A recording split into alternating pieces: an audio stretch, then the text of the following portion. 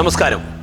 കാസർഗോഡൻ ഗ്രാമങ്ങളിലെ വിസ്മയ കാഴ്ചകളിലേക്ക്, നേർക്കാഴ്ചയിലേക്ക് മാന്യപ്രേക്ഷകർക്ക് സ്നേഹസ്വാഗതം.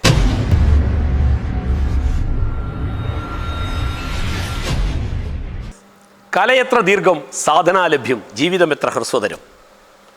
അതെ, ചെറിയൊരു ജീവിതത്തിൽ അവർ ആവിഷ്കരിക്കുന്ന കലാസൃഷ്ടികളിലൂടെ എന്നും അവർ അനശ്വരരായിത്തീരും. കലയ്ക്ക് പ്രായമൊരു തടസ്സമല്ലെന്ന് തെളിയിക്കുകയാണ് സമൂഹത്തിൻ്റെ വ്യത്യസ്ത തുറകളിൽ നിന്ന് വന്ന ഈ 4 കലാകാരികൾ. നീലേശ്വരത്തുകാരിയായ യമുനയോടൊപ്പം വിദ്യ, വന്ദന, സജിന ഈ 4 പേരും ചേർന്ന് കഥകളി എന്ന ആ മനോഹര ദൃശ്യ വിസ്മയം അരങ്ങിലെത്തിക്കുകയാണ്. ഏറെ പ്രയാസകരമായ കഥകളി പോലുള്ള നാട്യരൂപങ്ങൾ ചെറിയ സമയം കൊണ്ട് പരിശീലിച്ചെടുക്കുക എളുപ്പമുള്ള കാര്യമല്ല. എങ്കിലും കോട്ടയ്ക്കൽ രാജ്മോഹൻ എന്ന അനുഗ്രഹീതനായ ഗുരുനാഥൻ്റെ ശിക്ഷണത്തിൽ ഇവർക്കത് എളുപ്പം സാധ്യമായി. ആ നൃത്തവിസ്മയ വിശേഷങ്ങളിലേക്ക് നേർക്കാഴ്ചയുടെ ക്യാമറ ഇന്ന് നിങ്ങളെ നയിക്കുന്നു.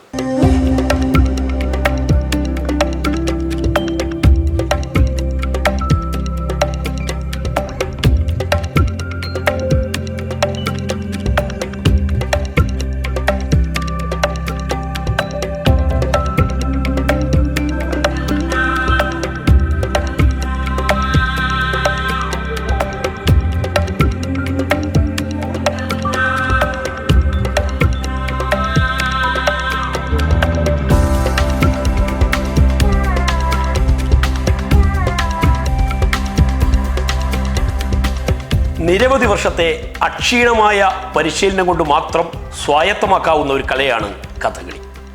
അങ്ങനെ ഒരു കലാരൂപം പരിശീലിക്കാൻ താല്പര്യമെടുത്ത ഒരു പറ്റം പെൺകുട്ടികൾ മലയാളത്തിൻ്റെ അഭിമാനമായ കഥകളി എന്ന കലാരൂപം സ്വായത്തമാക്കാൻ മുതിർന്ന ഈ വനിതകൾ ഒരുങ്ങി വന്നപ്പോൾ തീർച്ചയായും നിരവധി ശിഷ്യഗണങ്ങളെ പരിശീലിപ്പിച്ച വളരെ പ്രഗത്ഭനായ കഥകളി ആചാര്യൻ കോട്ടയ്ക്കൽ രാജ്മോഹന് ആദ്യം അത്ഭുതമായിരുന്നു. എങ്കിലും അദ്ദേഹം രണ്ടും കൽപ്പിച്ച് ഇവരെ പരിശീലിപ്പിച്ചു. ഇന്ന് ഇവർ അരങ്ങേറ്റം നടത്തി കഴിഞ്ഞു. തൻ്റെ പ്രിയ ശിഷ്യരെ കുറിച്ച് കോട്ടയ്ക്കൽ രാജ്മോഹന് പറയാനുണ്ട്.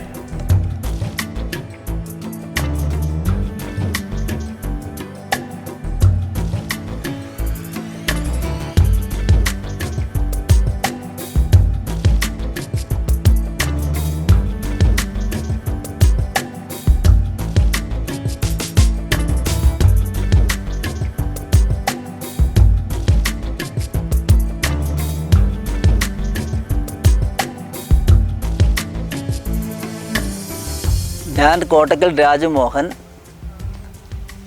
കഥകളി എന്ന ഫീൽഡിൽ 36-37 വർഷമായി. 12 വയസ്സ് തുടങ്ങിയതാണ്. ആ കാലഘട്ടത്തിൽ ചെറുകുന്നിൽ വെച്ചിട്ട് തുടങ്ങിയത്. അവിടുന്ന് പോസ്റ്റ് ഗ്രാജുവേഷന് കോട്ടയ്ക്കൽ PSV നാട്യസംഘം, ആര്യവൈദ്യശാല നടത്തുന്ന PSV നാട്യസംഘത്തിൽ അവിടെ പോസ്റ്റ് ഗ്രാജുവേഷന് ചേർന്നും കൊണ്ട് അവിടെ അധ്യാപകനായിട്ട് ഇപ്പോൾ ജോലി ചെയ്യുകയാണ്. അപ്പോൾ വടക്കേ മലബാറിൻ്റെ കഥകളിയുടെ ഉത്ഭവം സ്ഥാനം വടക്കേ മലബാർ ശ്രീ കോട്ടയം തമ്പുരാൻ, അദ്ദേഹത്തിനെ സ്മരിച്ചും കൊണ്ട് വേണമല്ലോ കഥകളിയുടെ ഉത്ഭവം. കോട്ടം തീർന്ന 4 ആട്ടക്കഥകൾ അവിടെ നിന്നാണ് ഉത്ഭവിച്ചത്. അതിൻ്റെ പ്രതീകമായിട്ട് ഇന്ന് മൃദംഗശൈലേശ്വര ക്ഷേത്രത്തിൽ കഥകളിയൊക്കെ ഒരു വഴിപാടായിട്ട് തന്നെ നടത്തപ്പെടുന്നുണ്ട്. എന്നാലും വടക്കേ മലബാറുകളിൽ ശരിക്കും പറഞ്ഞു കഴിഞ്ഞാൽ ഇത് പോരാന്നാണ്. ഇതിൻ്റെ ഏറ്റവും കഥകളിയുടെ ആദ്യത്തെ ആരംഭവും അനവധി കഥകളി യോഗങ്ങൾ മനകളായിട്ടും കഥകളി യോഗങ്ങളായിട്ടും ഉണ്ടായത് വടക്കേ മലബാറിലാണ്. ആചാര്യന്മാരും എല്ലാം ഉണ്ടായത് വടക്കേ മലബാറിലാണ്. ആ വടക്കേ മലബാറിലെ ഇന്നത്തെ ആ കഥകളിയുടെ ആ ശോഷണാവസ്ഥ. അപ്പം ഒരു കളരിയാണ് കഥകളി എന്ന കലയെ വളർത്താനുള്ള ഏറ്റവും ഉപാധി. ആ കളരി നമ്മൾക്ക് വടക്കേ മലബാറിൽ നഷ്ടപ്പെട്ടു പോയി. പണ്ടുണ്ടായിരുന്നു കളരി, അനവധി കളരി ഉണ്ടായിരുന്നു. കളരി എന്ന് പറഞ്ഞാൽ പഠിപ്പിക്കുന്ന സ്ഥലം. അങ്ങനെ ഈ ഭാഗത്തൊന്നും ഇല്ലാണ്ടായി ഇപ്പോൾ വന്ന സ്ഥിതിയാകുമ്പോൾ പഠിക്കാനുള്ള കുട്ടികൾ കിട്ടായിക, പിന്നെ അതിനുള്ള സാഹചര്യം ഇല്ലായിക, അതിനുള്ള ഗവൺമെൻറ്റിൽ തന്നെ ഒരു എന്താ പറയുക ഒരു ആനുകൂല്യങ്ങൾ ഒട്ടും ഇല്ലായ്മ കഥകളിക്ക് ഈ വടക്കേ മലബാറിൽ അനുഭവപ്പെടുന്നുണ്ട്. അപ്പോൾ ഗവൺമെൻറ് എടുക്കുന്ന ആനുകൂല്യങ്ങൾ അത് എന്താണെന്ന് വെച്ചാൽ ഇപ്പോൾ അക്കാഡമി, കേരള മറ്റേ അത് പിന്നെ അക്കാഡമി, അതായത് ഫോക്ലോർ അക്കാഡമി, അങ്ങനെയുള്ള ഒരു സമ്പ്രദായങ്ങളൊക്കെ കണ്ണൂർ ജില്ലയിൽ വന്നിട്ടുണ്ട്. വാദ്യത്തിനൊക്കെ വളരെ പ്രത്യേകത കൊടുക്കുന്നുണ്ട്. എന്നാൽ കഥകളി എന്ന ഒരു കലക്ക് കണ്ണൂർ ജില്ലയിലും കാസർഗോഡ് ജില്ലയിലും ഒന്നുമില്ല. അതിനുള്ള ഒരു സമ്പ്രദായം ഇല്ല. അപ്പോൾ അതിന് എന്നെ സംബന്ധിച്ചോളം ഞാൻ ഇതിൽ ഇറങ്ങി വന്നത് കുറച്ച് എന്താ പറയുക, കഥകളിയെ ഒന്ന് പ്രചരിപ്പിക്കാനുള്ള അവസ്ഥയിൽ അതിൽ പ്രായഭേദമന്യേ, അതായത് കുട്ടികൾ മുതൽ വലിയവർ, ഇവരെ പരിചയപ്പെടുത്തിയിരിക്കുന്നത് കോട്ടക്കൽ രമേശ് എന്ന മദ്ദള ആശാനാണ്. രാജു ഇങ്ങനെ നീലേശ്വരം ഒരു 4 ആൾക്കാരെ പഠിപ്പിക്കാൻ തനിക്ക് പറ്റുമോ? അപ്പോൾ ഞാൻ പറഞ്ഞു, ഓ ആയിക്കോട്ടെ. പ്രായവരാണോ? ആദ്യം അതാ ചോദിച്ചത്. എന്ന് വെച്ചാൽ ഇന്നത്തെ കാലഘട്ടത്തിൻ്റെ ടാർഗറ്റ് എന്ന് പറഞ്ഞു കഴിഞ്ഞാൽ എവിടെയും പ്രായവരെയാണ് ഇപ്പോൾ പഠിപ്പിച്ചുകൊണ്ടിരിക്കുന്നത്. നേരെ മറിച്ചാണ് വേണ്ടത്, കുട്ടികളെ പഠിപ്പിക്കേണ്ടത്. അവർ നമുക്കൊരു മുതൽക്കൂട്ടാവും. ഇവരെന്ത് മുതൽക്കൂട്ടാവും? എന്താ വെച്ചാൽ ഇവർ മോഹങ്ങൾ തീർത്ത് കൊടുക്കാനുള്ള സമ്പ്രദായത്തിൽ ഞാൻ ആ കാര്യം രമേശേട്ടനോട് പറഞ്ഞു, ഞാൻ ഏറ്റെടുക്കാൻ പ്രശ്നമൊന്നുമില്ല. പക്ഷേ ഞാൻ പറഞ്ഞ പോലെ നിൽക്കണം. കാരണം എന്താ വെച്ചാൽ ക്ലാസ് നന്നായിട്ട് കൊണ്ടുപോയാലേ ഇവർക്കൊക്കെ നടക്കാൻ പറ്റുള്ളൂ. പിന്നെ ഇവരായിട്ട് ഞാൻ ബന്ധപ്പെട്ട് ഞാൻ തുടങ്ങി നോക്കുമ്പോഴേക്ക് കണ്ടു കഴിഞ്ഞേക്കൽ എനിക്ക് വളരെ സന്തോഷമായി. കാരണം ഇവരുടെ മുഖത്ത് ഇത് വേണം എന്നുള്ളതാണ്, എനിക്ക് പോസിറ്റീവ് എനർജി എനിക്ക് കിട്ടിയിരിക്കുന്നത്. കാരണം ഞാൻ ആദ്യം തന്നെ കാണുമ്പോൾ ഞാൻ ഇപ്പം സിനിമാ ഫീൽഡിൽ കയറിയിട്ടുണ്ടായിരുന്നു, സായികുമാറിനെ പഠിപ്പിച്ചിട്ടുണ്ടായിരുന്നു. അപ്പോൾ സായികുമാർ, ജയരാജും സായികുമാറും ഞാൻ ഒന്നിച്ചിരിക്കുമ്പോൾ തന്നെ എന്നോട് സായികുമാറിനെ ഇൻ്റർവ്യൂ ചെയ്യാൻ പറഞ്ഞു. കാരണം ഈ കഥകളി മുദ്രയും കാര്യങ്ങളും കാണിച്ചു കൊടുത്തിട്ട് അയാളെ ഇൻ്റർവ്യൂ ചെയ്തിട്ട് അയാൾ എടുക്കാമെന്നാണ് പറഞ്ഞിരിക്കുന്നത്.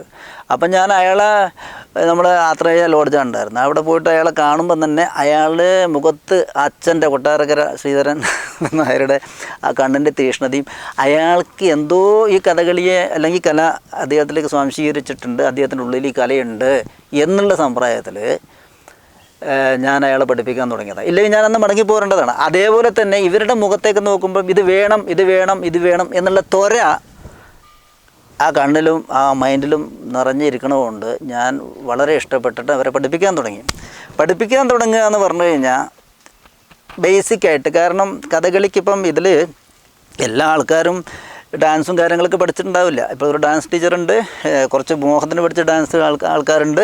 ഇവരൊക്കെ ഉണ്ടെങ്കിലും തിരുവാതിരക്കളി, കൈകൊട്ടിക്കളി എല്ലാം ഉണ്ടെങ്കിലും ഇവരൊക്കെ ഉണ്ടെങ്കിലും ഇതൊന്നും പഠിക്കാത്ത സമ്പ്രദായം, അതായത് ഇതൊന്നും ഈ ഡാൻസ് കാര്യങ്ങളൊക്കെ പഠിക്കാത്ത ഒരു അവസ്ഥയിൽ ഇവരെ കഥകളി പഠിപ്പിക്കാം എന്നുള്ളൊരു ചോദ്യചിഹ്നം അവിടെ വന്നതുകൊണ്ട് ഞാനെന്ത് പണിയെടുത്തു, തോടയം, അതായത് ഇവരുടെ കാലും കൈയും മെയ്യും കണ്ണൊക്കെ നേരെയാവാൻ വേണ്ടിയിട്ട് കഥകളിയുടെ ഫസ്റ്റ് അഭ്യാസ രീതിയായ തോടയം. കാരണം താളങ്ങളെ പറ്റിയുള്ള ബന്ധം അവിടെ നടക്കുക, കാലങ്ങളെ പറ്റിയുള്ള ബോധം അവിടെ വരിക. അപ്പോൾ ഇവർക്ക് പെട്ടെന്ന് നമുക്ക് അടുത്ത ഒരു രീതി ഇവർക്ക് പരിശീലിപ്പിക്കാൻ എളുപ്പമാവും. അതുകൊണ്ട് ഞാൻ എന്ത് പണിയെടുത്തു വെച്ചാൽ തോടയം തുടങ്ങുമ്പോൾ ഒരു ഏകദേശം ഒരു പകുതി ആകുമ്പോഴത്തേക്ക് ഇവരുടെ സാഹചര്യം, വീടിൻ്റെ സാഹചര്യം, ഇവരുടെ സമ്പ്രദായം നോക്കുമ്പോഴേക്ക് ഇവർക്ക് പല ദിക്കിലേക്കും സഞ്ചരിക്കേണ്ടി വരിക, ക്ലാസ്സിൻ്റെ അഭാവങ്ങൾ. കാരണം ഞാൻ കോട്ടയത്ത് നിന്ന് വരുമ്പോൾ ഇവരുണ്ടാവില്ല, വർക്ക് ഉണ്ടായാലോ ചില ആൾക്കാർക്ക് പറ്റുള്ളൂ വൈകുന്നേരം, ചില ആൾക്കാർക്ക് ശനിയും ഞായറും പറ്റില്ല, ഓഡിറ്റോറിയം കിട്ടായിക, ഇങ്ങനെയൊരു സാഹചര്യം വന്നതുകൊണ്ട് ഞാൻ എന്തുമെടുത്തു, ഇവരെ തോടയം പകുതിയിൽ നിന്ന് മതിയാക്കിയിട്ട് നിങ്ങൾക്കൊരു മോഹം ഞാൻ തീർത്തു തരാം, നിങ്ങൾക്കൊരു വേഷം കെട്ടണം, നിങ്ങളാഗ്രഹം ഞാൻ തീർത്തു തരാൻ പറഞ്ഞിട്ട് അവർക്ക് നേരെ പുറപ്പാട് എന്നുള്ള ഒരു രണ്ടാമത്തെ ചടങ്ങിലേക്ക് ഞാൻ അവരെ കൊണ്ടുപോയി. അപ്പോൾ അവരെൻ്റെ ഒപ്പം വന്നു. അവരുടെ ഒരു പ്രസ്സിങ് കേട്ടോ, കാരണം വെച്ചാൽ ഞാൻ കുറച്ച് സമയം ഡിമ്മായ സമയത്തും വേണ്ടില്ല, ഇവരുടെ വളരെ ഒരു പ്രസ്സിങ്ങിലാണ്. അതായത് ഞാൻ വ്യക്തികളുടെ പേര് പറയണില്ല, കാരണം എനിക്ക് എല്ലാ ശിഷ്യന്മാരും ഒരേപോലെയാണ്, എല്ലാവരും ഒരേ സ്നേഹം കൊടുത്ത് വളർത്തുന്നവരാണ്. അപ്പം ഞാൻ എന്ത് പണിയെടുക്കുകയെന്ന് വെച്ചാൽ അവർക്ക് ആ പുറപ്പാട് എന്നുള്ള ഒരു വേഷം കെട്ടി ഒരു മുടി വെച്ച് ഒരു കൃഷ്ണനായിട്ട് അവരെ അരങ്ങിലേക്ക് കൊണ്ടുവരാനുള്ള ദൗത്യം ഞാൻ ഏറ്റെടുക്കുകയും ചെയ്തു. വളരെ സന്തോഷത്തോടെ അവരെ എനിക്ക് വേണ്ട എല്ലാ സപ്പോർട്ടും ചെയ്തു, എല്ലാം കൊണ്ടും സപ്പോർട്ട് ചെയ്തു.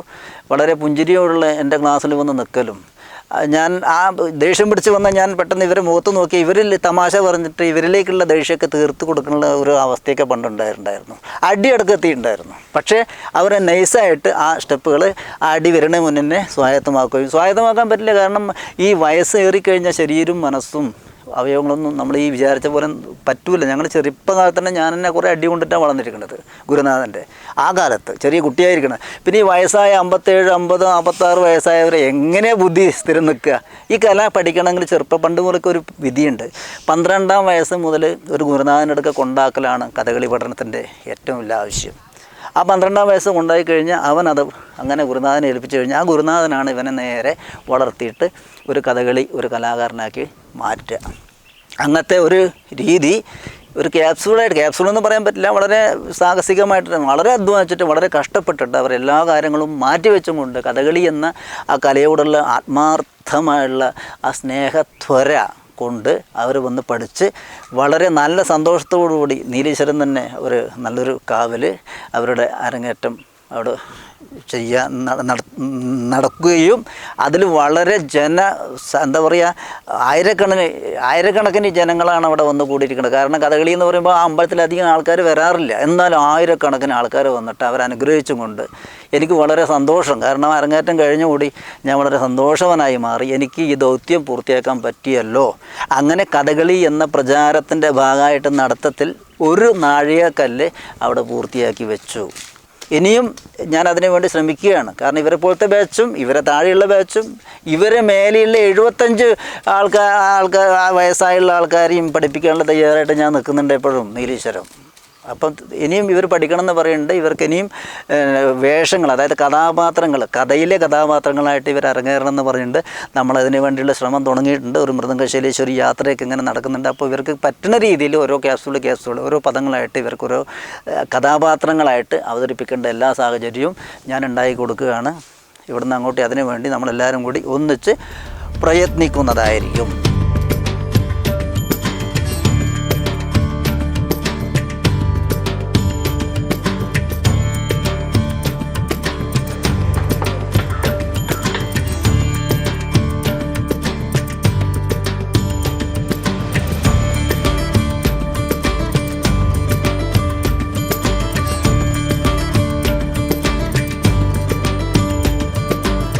ഇതിനോടകം വ്യത്യസ്തങ്ങളായ ഒട്ടേറെ നൃത്തരൂപങ്ങൾ അരങ്ങിലെത്തിച്ച ഈ കലാകാരികൾ ഇപ്പോൾ കഥകളിയിലേക്ക് തന്നെ എത്തിച്ചേരാനുള്ള കാരണം, കഥകളി മറ്റ് നാട്യരൂപങ്ങളിൽ നിന്നും വ്യത്യസ്തമായ ഒരു കലാരൂപമാണ്.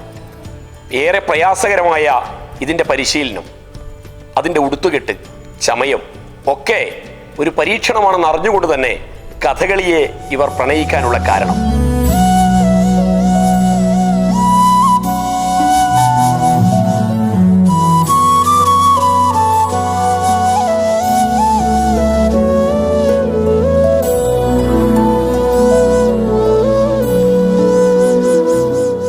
ഏവർക്കും അറിയുന്ന പോലെ കേരളത്തിൻ്റെ തനത് കലാരൂപമാണല്ലോ കഥകളി.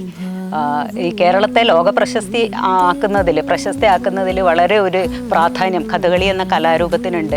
ഇപ്പം നമ്മുടെ ഏത് കലോത്സവം, കലയായിട്ട് ബന്ധപ്പെട്ട ഏത് പോസ്റ്റർ നോക്കിയാലും കഥകളി ഒഴിച്ചുള്ള ഒരു പോസ്റ്റർ കാണുക എന്നുള്ളത് ബുദ്ധിമുട്ടാണ്. അപ്പോൾ കഥകളിയുടെ പ്രസക്തി, പ്രാധാന്യം അത്രക്കുണ്ട്. പക്ഷേ വടക്കൻ കേരളത്തിലാണ് ആദ്യം ഇതിന് തുടങ്ങിയതെങ്കിലും പിന്നീട് അങ്ങോട്ട് നമ്മുടെ ഗുരുനാഥൻ ആദ്യം സൂചിപ്പിച്ചതുപോലെ ഇത് ഒരു കഥാവശേഷമായിക്കൊണ്ടിരിക്കുന്ന ഒരു നിലയിലേക്ക് പോകുന്നെന്നുള്ള വിഷമം തീർച്ചയായും നമ്മുടെ ആശാനെ പോലെയുള്ള ഇതിനെ ആത്മാർത്ഥമായി സ്നേഹിക്കുന്ന ആശാന്മാർക്ക് ഉണ്ടാവും എന്നുള്ളത് തീർച്ചയാണ്. നമ്മൾ ഭാഗ്യവാന്മാരാണ്. കാരണം നമ്മളെ അരങ്ങേറ്റം നമ്മൾ ശ്രീ പടിഞ്ഞാറ്റൻകുഴൽ മാടത്തിൻകീഴിൽ ക്ഷേത്രത്തിൽ വെച്ചാണ് നടത്തിയത്. ഇതുവരെ നമ്മുടെ നാട് കാണാത്ത ഒരു ജനസാഗരമായിരുന്നു അന്ന് നമ്മുടെ കഥകളിക്ക് സാക്ഷ്യം വഹിക്കാൻ അവിടെ എത്തിയത്. നമ്മൾ കൃതാർത്ഥരാണ്. കാരണം ഈ കാസർഗോഡേക്ക് എനിക്ക് തോന്നുന്നു സ്ത്രീകൾ ഈ കഥകളി രംഗത്ത് അധികം വന്നിട്ടുണ്ടാവില്ല. അതിനൊരു തുടക്കം കുറിക്കാൻ നമ്മൾ 4 പേർക്കും ആയി. അതിനൊരു കാരണം നമ്മുടെ കോട്ടക്കൽ രാജ്മോഹൻ എന്ന ആശാൻ അതിനൊരു കാരണമായി എന്നുള്ളത് നമുക്ക് വളരെയധികം സന്തോഷമുണ്ട്. ഞാൻ നേരത്തെ പറഞ്ഞതുപോലെ ഇത് നമ്മൾ നിർത്താൻ ഉദ്ദേശിക്കുന്നില്ല. നമ്മളിലൂടെയും ഈ കഥകളിക്കൊരു പ്രചാരം അടുത്ത തലമുറക്ക് കിട്ടട്ടെ എന്നുകൂടി നമ്മൾ ആശിക്കുകയാണ്. അപ്പോൾ അതിനു വേണ്ട എല്ലാ സഹായങ്ങളും ഒരു എളിയ കലാകാരന്മാർ എന്നുള്ളതിൽ നമ്മളെ ഭാഗത്തു നിന്നുണ്ടാവും. ഇനിയും ആശാൻ ഇവിടെ കൂടുതൽ കുട്ടികളെ പഠിപ്പിക്കാനുള്ള ഒരു അവസരം നമ്മൾ ഉണ്ടാക്കി കൊടുക്കുന്നതാണ്. ഈ നമ്മുടെ അരങ്ങേറ്റം കഴിഞ്ഞതിന് ശേഷം, ജനസാഗരത്തെ മുൻനിർത്തിയുള്ള നമ്മുടെ അരങ്ങേറ്റം കഴിഞ്ഞതിന് ശേഷം നമ്മൾക്ക് ഓരോരുത്തർക്കും കിട്ടിയ ഒരു ഫീഡ്ബാക്ക്, ജനങ്ങളിൽ നിന്ന് കിട്ടിയ പ്രശംസ എന്ന് പറയുന്നത് നമ്മളുടെ മനസ്സ് നിറക്കുന്നതാണ്. അതും നമ്മളെ കൂടുതൽ കോൺഫിഡൻസ് ഉള്ളവരാക്കുന്നു. ഞാൻ കോളേജിലാണ് വർക്ക് ചെയ്യുന്നത്. അവിടെ കുട്ടികൾ സഹിതം എല്ലാ സഹപ്രവർത്തകരും നമ്മളുടെ ആ കലയോടുള്ള ഒരു ഇഷ്ടത്തെക്കുറിച്ച് പറയുമ്പോൾ തീർച്ചയായും വളരെ സന്തോഷമുണ്ട്. അങ്ങനെയാണ് 4 പേർക്കും സമൂഹത്തിൽ നിന്ന് കിട്ടുന്ന, പൊതുജനങ്ങളിൽ നിന്ന് കിട്ടുന്ന, എനിക്ക് തോന്നുന്നു നമ്മുടെ നാട്ടുകാർക്കൊക്കെ നമ്മളോടൊരു ഇഷ്ടം കൂടുതൽ, ഒരു ബഹുമാനം കൂടുതൽ, വേറൊന്നും കൊണ്ടല്ല, ഈ കല ഇങ്ങനെ അരങ്ങത്തെത്തിക്കാൻ നമ്മളൊരു കാരണമായി എന്നുള്ള ഒരു തോന്നൽ അവരിലും കൂടി ഉണ്ട് എന്നാണ് എനിക്ക് തോന്നുന്നത്. ഇപ്പം കാസർഗോഡ് ജില്ലയിൽ നമ്മൾ 4 സ്ത്രീകൾ ഇതിങ്ങനെ അരങ്ങത്തെത്തിച്ചു. അതിനുശേഷം കുറേ ആൾക്കാർ നമ്മളെ കോണ്ടാക്ട് ചെയ്യുന്നുണ്ട്. കാരണം ഇത്തിരി ഗാംഭീര്യം നിറഞ്ഞൊരു കലാരൂപം, അത് തന്നെയാണ് നമ്മൾ ഇതിലേക്ക് ആകർഷിക്കാൻ ഒരു കാരണം. ഇതിൻ്റെ വസ്ത്രഭംഗി ആയാലും പിന്നെ ചമയങ്ങളായാലും എല്ലാവരെയും ആകർഷിക്കുന്ന തരത്തിലുള്ള ഒന്നാണ്. വളരെയധികം ബുദ്ധിമുട്ടുണ്ട്. പക്ഷെ എന്നാലും ഇതിനുള്ളിലേക്ക് ഇറങ്ങിത്തിരിക്കുമ്പോഴാണ് ഇതിൻ്റെ ബുദ്ധിമുട്ടൊക്കെ മനസ്സിലാവുക. നമ്മൾ 4 പേരും 2.5 വർഷത്തോളം ഇത്രയും ബുദ്ധിമുട്ടിയാണ് നമ്മളിത് അരങ്ങത്തെത്തിച്ചത്. അതേപോലെ ഇതിൻ്റെ ബുദ്ധിമുട്ട് നമ്മൾ ചില രീതിയിൽ സൂചിപ്പിക്കുന്നുണ്ടെങ്കിലും അതൊന്നും ഇതിനെ ആത്മാർത്ഥമായി ആഗ്രഹിക്കുന്ന ആൾക്കാർക്ക് ഇതൊന്നും ഒരു കാര്യമായിട്ട് തോന്നുന്നില്ല. അങ്ങനെ ഒരുപാട് ആൾക്കാരെ നമ്മളെ കോണ്ടാക്ട് ചെയ്തിട്ടുണ്ട്. പഠിക്കാനുള്ള ആഗ്രഹം കൊണ്ട് തീർച്ചയായും അവർക്ക് പഠിക്കാനുള്ള ഒരു അവസരം നമ്മൾ ഉണ്ടാക്കി കൊടുക്കുന്നതാണ്. ഒരുപക്ഷെ മറ്റേതൊരു കലാരൂപത്തെക്കാളും കഥകളിയെ ആകർഷകമാക്കുന്നത് കഥകളിയുടെ ചമയമാണ്. പച്ചയും കത്തിയും കരിയും മിനുക്കും താടിയും ഒക്കെയായി വ്യത്യസ്തമായ വേഷത്തിൽ അരങ്ങിലെത്തുന്ന കഥകളി രൂപങ്ങൾ ആർക്കും മനോഹരമായ ഒരു ദൃശ്യവിസ്മയം കൂടിയാണ്. ഏറെ സമയമെടുത്താണ് കഥകളിയുടെ ചമയം പൂർത്തീകരിക്കുന്നത്. പ്രത്യേകിച്ച് സ്ത്രീകൾ കഥകളി വേഷം അണിയുമ്പോൾ അതിൻ്റെ ചമയത്തിനായി ഏറെ സമയം ചെലവഴിക്കുമ്പോൾ അവർ നേരിടുന്ന പ്രയാസങ്ങൾ.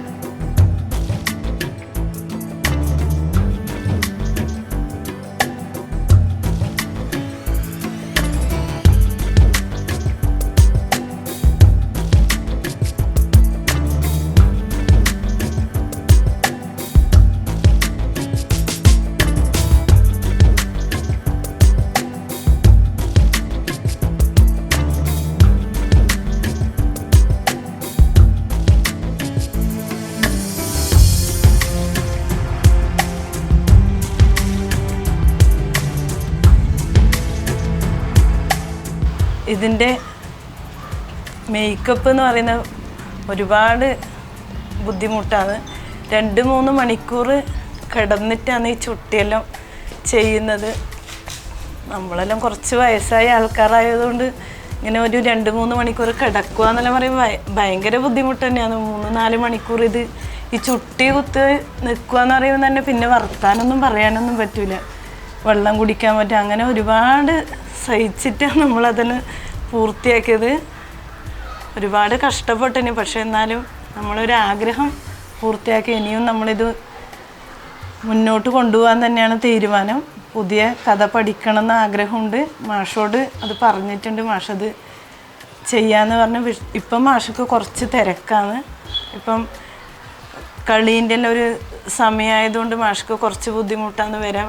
എന്നാൽ ഈ അടുത്ത മാസം മുതൽ നമ്മളിത് ഒരു പുതിയ കഥ തുടങ്ങി പഠിക്കാൻ തീരുമാനിച്ചിട്ടാണുള്ളത്. ഒരു കലാകുടുംബത്തിലാണ് ഞാൻ ജനിച്ചത്. അച്ഛൻ അറിയപ്പെടുന്ന ഒരു സോപാന സംഗീതം കലാകാരനാണ്. പിന്നെ ഡാൻസിൻ്റെ ടീച്ചറാണ് ഞാൻ. കഥകളി പഠിക്കുക എന്നുള്ള ചെറുപ്പം മുതലേ ഉള്ളൊരാഗ്രഹമായിരുന്നു. ഈ വയസ്സിലാണ് സാധിച്ചത്.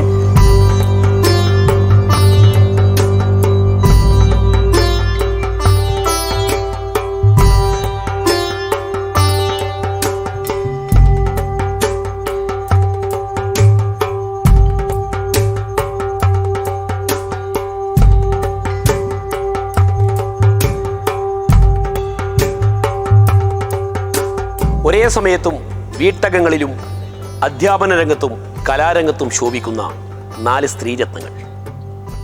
ഒരുപാട് തിരക്കുകൾക്കിടയിൽ അവർ അവരുടെ ഉള്ളിൽ ഉറങ്ങിക്കിടക്കുന്ന കലാസബരിയെ തൊട്ടുണർത്താൻ സമയം കണ്ടെത്തി.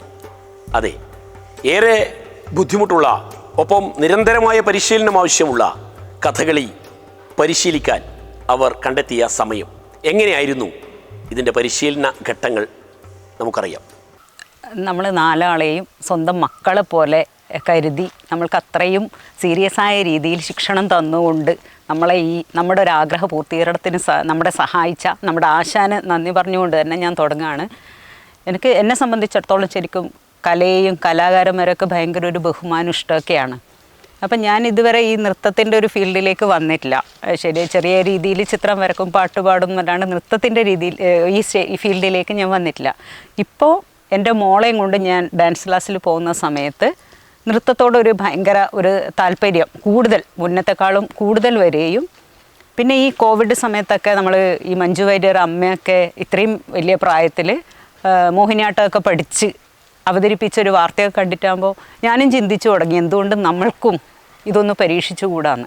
അങ്ങനെ മനസ്സിലൊരാഗ്രഹമായിട്ടാണ് ഞാനിങ്ങനെ യമുനേച്ചി എന്ന് വെച്ചാൽ നമ്മുടെ നാട്ടിലെ ബ്യൂട്ടീഷ്യനാണ്, നല്ല രീതിയിൽ ഡ്രസ്സൊക്കെ തയ്ച്ചു തരുന്നത്. യമുനേച്ചിൻ്റെ അടുത്ത് പോയിട്ടാകുമ്പോൾ യമുനേച്ചി ഇങ്ങനെ അവർ പ്ലാൻ ചെയ്ത ഒരു സംഭവം എന്നോട് പറയുകയും എൻ്റെ ഒരു ഇഷ്ടം ഞാൻ തുറന്നു പറഞ്ഞു. അങ്ങനെയാണ് ഞാൻ ഈ കൂട്ടത്തിലേക്ക് എത്തുന്നത്.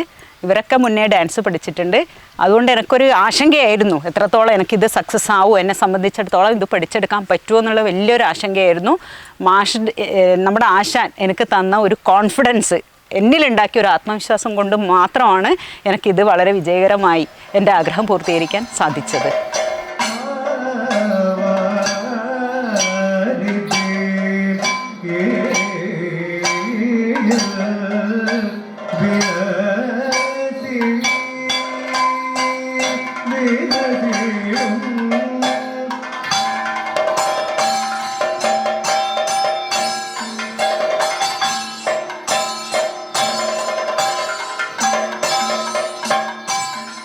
കഥകളി പരിശീലനത്തിന് നമുക്ക് അവസരം തന്നത് നീലേശ്വരം ജനതാകലാ സമിതി ഹാളിലാണ്.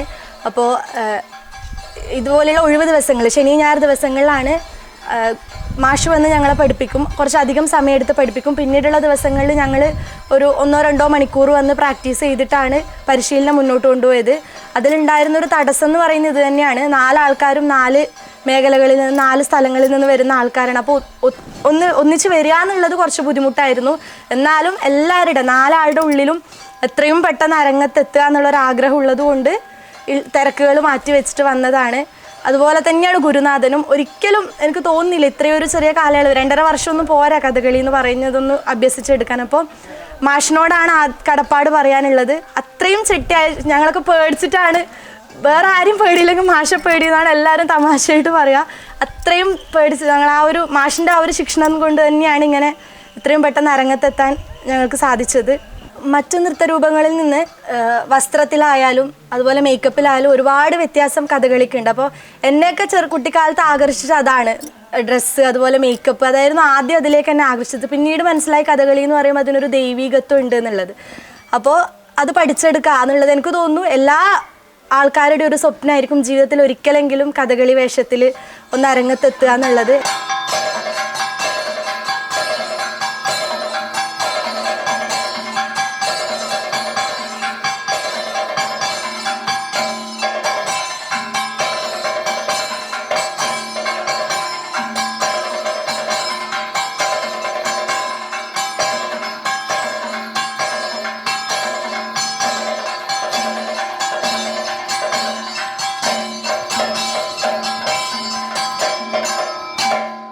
വ്യത്യസ്ത നാടുകളിൽ, വ്യത്യസ്ത ജോലികളിൽ, വ്യത്യസ്ത സമൂഹത്തിനിടയിൽ ജീവിക്കുന്ന 4 വനിതകൾ.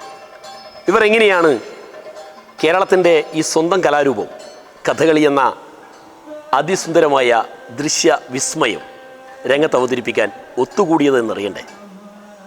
കഥകളി പരിശീലിപ്പിക്കാനായി കോട്ടക്കൽ രാജ്മോഹൻ എന്ന അനുഗ്രഹീതനായ ഗുരുനാഥനെ കണ്ടെത്തിയതും അദ്ദേഹത്തിൻ്റെ ആത്മാർത്ഥമായ പരിശ്രമത്തിൻ്റെ ഫലമായി വളരെ ചെറിയ സമയം കൊണ്ട് കഥകളി ഞങ്ങൾക്ക് അരങ്ങിലെത്തിക്കാൻ കഴിഞ്ഞതിൻ്റെയും ആ ധന്യ നിമിഷങ്ങൾ ഓർത്തെടുക്കുന്നു.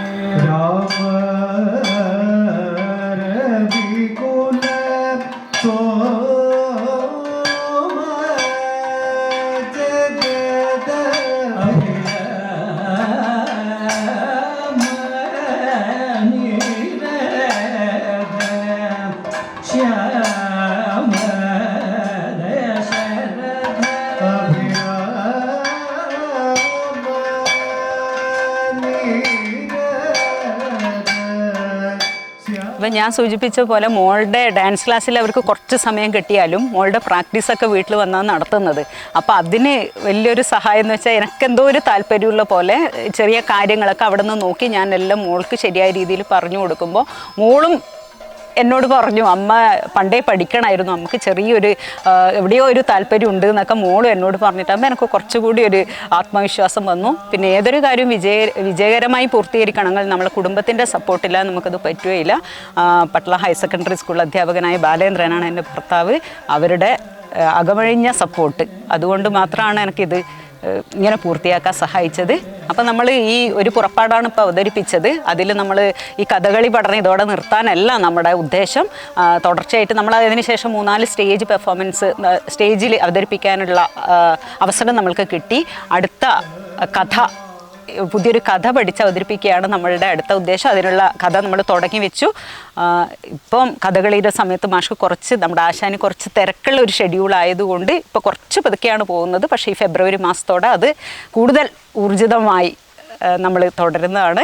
ഇപ്പോൾ കുടുംബത്തിൻ്റെ സപ്പോർട്ട് പറഞ്ഞ പോലെ എൻ്റെ മാത്രമല്ല, നമ്മളുടെ 4 ആൾ. ഇപ്പോൾ സജന എന്നാണ് നമ്മുടെ കൂട്ടത്തിലുള്ള കുട്ടി, ചെറുവത്തൂരിൽ നിന്നാണ് വന്നത്. പക്ഷേ 7 മണിയൊക്കെ ആയിട്ടും വളരെ കുറച്ച് വൈകിയാണ് വീട്ടിലേക്ക്. അവരെ വീട്ടിലെ സപ്പോർട്ട് കൊണ്ട് മാത്രമാണ് 4 ആളുടെയും. ഇപ്പോൾ ഹസ്ബൻഡൊക്കെ ഇവർ വന്ദന ടീച്ചർ പുതുക്കയിൽ നിന്നാണ് വരുന്നത്. അപ്പോൾ രാത്രിയായാലും ഹസ്ബൻഡ് കൂട്ടാൻ വരും.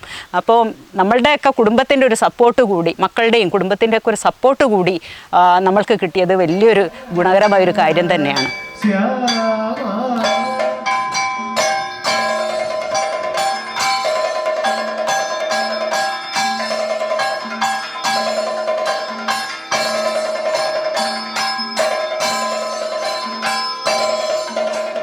വളരെ ചെറുപ്പം മുതലേ ഈ ഡാൻസിനോടും എല്ലാം വളരെ താല്പര്യമായിരുന്നു.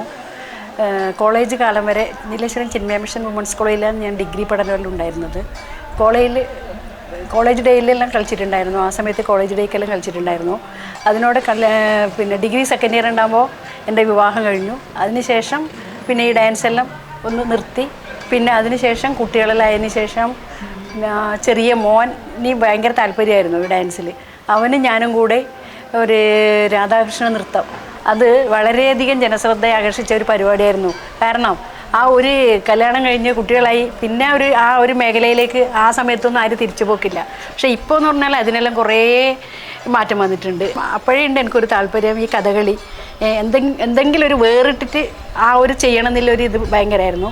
കഥകളി എന്ന് പറഞ്ഞാൽ സാധാരണ ആൾക്കാർക്ക് അങ്ങനെ ചിന്തിക്കാൻ പറ്റുന്ന ഒന്നുമല്ല. നമ്മളെപ്പോലത്തെ പ്രത്യേകിച്ചിട്ട് ഈ ഒരു ഏജിലൊന്നും പറ്റുമെന്ന് വിചാരിച്ചതുമല്ല. പക്ഷേ നമ്മളെ മാഷ് അതിനൊരു നല്ലൊരു നിമിത്തമായി മാഷ്.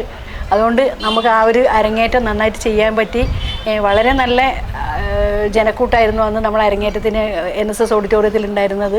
പിന്നെ നമ്മൾ നന്നായിട്ട് മാഷ് പറയുന്നത് പോലെ ആ ഒരു പ്രാക്ടീസ് എല്ലാം ചെയ്ത് നമ്മൾ 4 ആൾ ഒരുപോലെ അതിന് മെനക്കെട്ടതുകൊണ്ട് ഇത്രയും നല്ലൊരു ഇതിലെത്തി. പണ്ടേ ഒരു ആഗ്രഹമായിരുന്നു കഥകളി എന്നുള്ളൊരു സ്വപ്നം. അത് ഈ ആ സമയത്തൊന്നും നമുക്ക് അതിനുള്ള സാഹചര്യം ഉണ്ടായിരുന്നില്ല. അപ്പോൾ ഈ ഒരു സമയത്ത് നമുക്ക് നല്ലൊരു ഗുരുനാഥനെ കിട്ടി. ആ ആഗ്രഹം സബലീകരിച്ചു.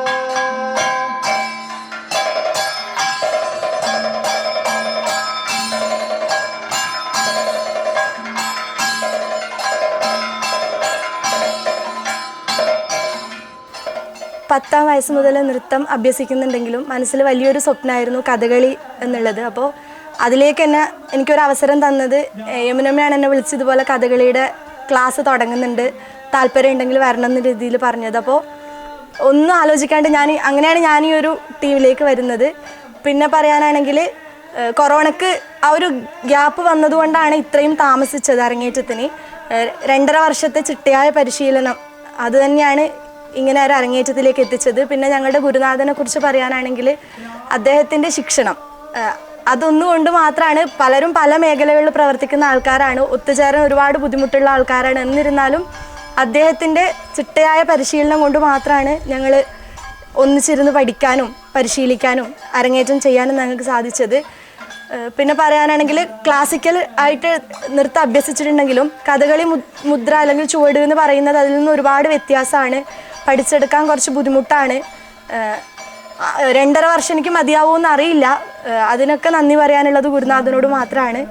പിന്നെ എൻ്റെ കുടുംബത്തിനെ കുറിച്ച് പറയാനാണെങ്കിൽ എൻ്റെ ഏറ്റവും വലിയ ബലം ശക്തി എന്ന് പറയുന്നത് എൻ്റെ അമ്മയാണ്. എന്താ പറയുക, ഞാനിപ്പോൾ ഇങ്ങനെ വന്ന് നിൽക്കുന്നുണ്ടെങ്കിൽ അതിനൊറ്റ ഒരു കാരണം എന്ന് പറയുന്നത് എൻ്റെ അമ്മയാണ്. പിന്നെ അതുപോലെ എടുത്തു പറയാനുള്ളതാണ് എന്നെ നൃത്തം അഭ്യസിപ്പിച്ച ഗുരുനാഥൻ, നടനതിലകം സുരേന്ദ്രൻ പട്ടേന. മാഷെപ്പോലൊരു ഗുരുനാഥൻ ഇല്ലെങ്കിൽ എന്നോ ഞാൻ ഈ ഒരു നൃത്തം എന്നുള്ള ഒരു മേഖലയിലേക്ക് ഒരിക്കലും എനിക്ക് സ്വപ്നം മാത്രമായിട്ട് അത് ബാക്കിയുണ്ടാവും. അപ്പം ഏറ്റവും കൂടുതൽ എനിക്ക് നന്ദി പറയാനുള്ളത് എൻ്റെ അമ്മയോടും ഗുരുനാഥനോടും. പിന്നെ ഇതുപോലെ എന്നെ നൃത്തം എന്നുള്ള അതിലേക്ക് എന്നെ കൈപിടിച്ച് ചേർത്ത ഒരാളാണ് യമുനമ്മ. ഇവരൊക്കെയാണ് ദൈവം കഴിഞ്ഞാൽ പിന്നെ എനിക്ക് നന്ദി പറയാനുള്ളത് ഇവരോടൊക്കെയാണ്. ഒരുപാട് സന്തോഷം, ഇങ്ങനെ ചെയ്യാൻ പറ്റിയതിൽ ഒരുപാട് സന്തോഷം.